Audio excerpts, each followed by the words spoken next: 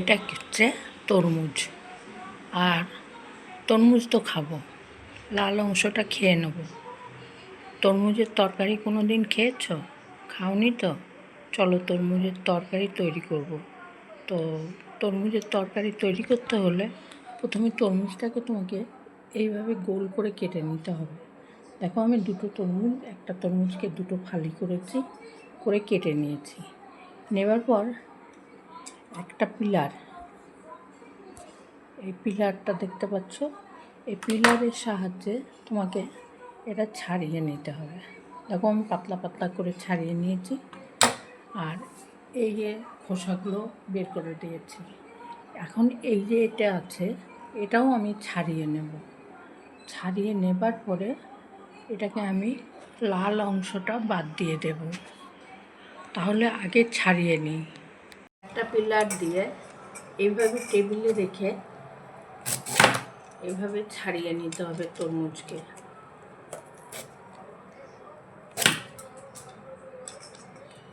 কিন্তু খুব শক্ত, বটি দিয়েও ছাড়াতে পারবো। আমি আর বটিটা না নিয়ে পিলারটাই নিয়েছি। বটি নিলে আবার পিঁড়ি নিতে হয়, আবার বসতে হয়, ওই জন্য আমি পিলার দিয়ে চেয়ারে বসে টেবিলে রেখে ছাড়িয়ে নিচ্ছি, একটু সুবিধা আর কি। তো প্রথমে এইভাবে তরমুজটাকে ছাড়িয়ে নেব। তুই দেখো ছাড়িয়ে নিয়েছি। ছাড়িয়ে নেবার পরে এই পেছন অংশটা এটা কেটে বাদ দিয়ে দেবো। এটা কেটে বাদ দিয়ে বাকি অংশটা আমি কাজে লাগাবো। বা পিছনের অংশটা আমি কেটে বাদ দিয়ে দিয়েছি। এখন একটা চামচ দিয়েছি, চামচের সাহায্যে এটাকে পুরো তুলে নেব। এই তরমুজটাকে আমি পুরো তুলে নেব চামচ দিয়ে। এই যে দেখো তরমুজগুলো বের করে নিয়েছি, লাল অংশটাকে বের করে নিয়েছি, আর এই অংশটাকে রেখে দিয়েছি। এটা একদম ঝিঙের তরকারির মতন রান্না হবে। এখন এই অংশটাকে পিচ পিচ করে কেটে নেব। দেখো তরমুজ দেখলে তো ধুয়ে নিলাম, তরমুজের লাল অংশটাকে বের করে নিয়েছি। নেবার পর এই যে লাল যেগুলো লেগে রয়েছে এগুলোকে কিন্তু ফেলে দিতে হবে। কি করে ফেলবো? বটি দিয়ে ফেলবো। তো আমি তোমাদের ফেলে দেখিয়ে দেব। তার কারণ হচ্ছে আমি এক হাতে মোবাইল ধরে কাজ করি, তো আমার একটু অসুবিধা হয়। যাই হোক আমি ফেলবো, তোমাদের দেখাবো যে এটা আমি ফেলে দিয়েছি। এটা কিন্তু রান্না করলে একদম চাল কুমড়োর ঘন্টর মতন লাগে খেতে, খুব সুন্দর লাগে।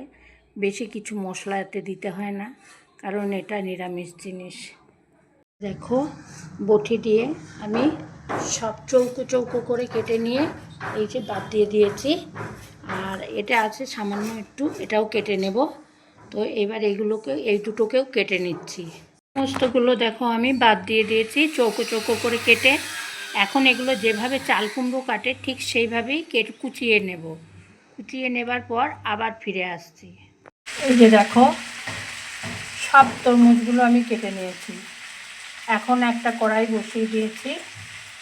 কড়াইয়ের ভিতরে আমি ফোড়নে দিয়ে দেবো গোটা গরম মশলা আর কালো জিরে। তরমুজগুলো সব কেটে নেবার পর কড়াইতে দিয়ে দিয়েছি গোটা গরম মশলা আর কালো জিরে। কিন্তু এতে সরষের তেল দিলে হবে না, সাদা তেল দিতে হবে, না হলে ঘি দিতে হবে। আমি সাদা তেলটাই ব্যবহার করেছি। এবার এটা এর ভেতরে ঢেলে দিলাম। এটা কিন্তু নিরামিষ সবজি, আর এর ভেতরে কিন্তু পেঁয়াজ রসুন একদম দেওয়া যাবে না। যারা পেঁয়াজ রসুন ভালোবাসে তাদের জন্যও বলছি যে পেঁয়াজ রসুন এতে ব্যবহার করা যাবে না। এটা এখন খুন্তি দিয়ে ভালো করে নাড়াচাড়া করব। এটা এখন একটা খুন্তি দিয়ে ভালো করে ওপর নিচ করে দিতে হবে। এটা কিন্তু খেতে একদম চাল কুমড়ো মনে হবে, চাল কুমড়ো ঘন্ট মনে হবে। আর এর ভেতরে আদা দেয়া যেতে পারে, আদা জিরে ধনে এইগুলো দেয়া যেতে পারে। এছাড়া আর কিছু দেওয়ার দরকার নেই। ঘি গরম মশলাও দিয়ে দেবে, অসুবিধা নেই, কিন্তু পেঁয়াজ রসুনকে মাইনাস করে। এবার আমি এর ভেতরে আন্দাজ মতন লবণ আর হলুদ দিয়ে দেবো। লবণ দিয়েছি, হলুদ দিয়েছি। এর ভেতরে জল একদম দিতে হবে না বন্ধুরা, কারণ তরমুজ মানেই হচ্ছে জল। এটা ভালো করে নাড়াচাড়া করে একটু ঢাকা দিয়ে দেব। ঢাকা দিলেই এর ভেতরে যেমন লাউ থেকে জল বেরোয় সেরকমই এটা জল বেরোবে। এবার এটা ঢেকে রাখি। দেখো ঢাকা দিয়ে দিয়েছি। এবার গ্যাসের ফ্লেমটাকে একেবারে কমিয়ে দেব, তাহলে পরে এর ভেতর থেকে যে জলটা বেরোবে জল দিয়ে এটা সেদ্ধ হয়ে যাবে। চলো দেখা যাক, এটা খোলা যাক এবার। এটার কি পরিস্থিতি দেখো, একদম জল বেরিয়ে পুরো সেদ্ধ হয়ে গেছে। এখন এখানে আমি অ্যাড করে দেবো দুটো লাল লাল লঙ্কা কুচিয়ে রেখেছিলাম, সেটা দেবার পরে এটাকে বেশ ভালো করে মিশিয়ে দেব। নিচের দিকে নামিয়ে দিলাম লঙ্কাটা সেদ্ধ হওয়ার জন্য। এবার দিয়ে দেবো এর ভিতরে জিরে ধনের গুঁড়ো, আর দিয়ে দেবো একটু ঘি, আর দিয়ে দেবো একটু মিষ্টি। দিয়ে দিচ্ছি জিরে আর ধনের গুঁড়ো। এখন দিয়ে দিচ্ছি সামান্য একটু মিষ্টি। এবার দিয়ে দেব সামান্য একটু ঘি। এটা নিরামিষ সবজি, এতে ঘিটা অবশ্যই দিতে হবে।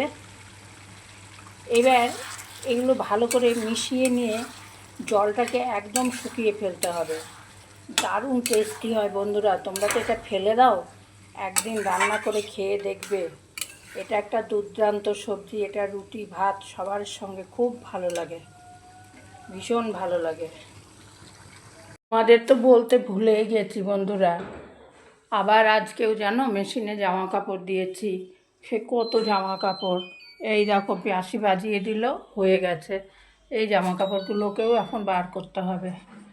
এই হয়ে গেছে, বাঁশি বাজিয়ে দিয়েছে, সুইচটা অফ করে দিলাম। এই দেখো কত জামা কাপড়। এই মেয়ে এসেছিলো না, মেয়ে এসেছিলো, মেয়ে বাড়িতে যখন আসে তখন জামা কাপড় কিচ্ছু নিয়ে আসে না, এখানেই সব থাকে। এবার এখানে থাকে, এখানে পরে পরে আবার এখানে রেখে যায়।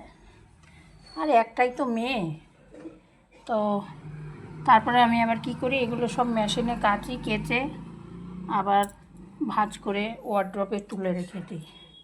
সবই ওর জিনিস, ওরই জিনিস, সব সব বের করে নিলাম।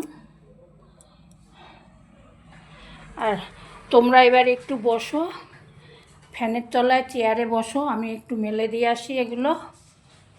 তোমরা তারপরে এসে চা করে খাওয়াবো, বসো।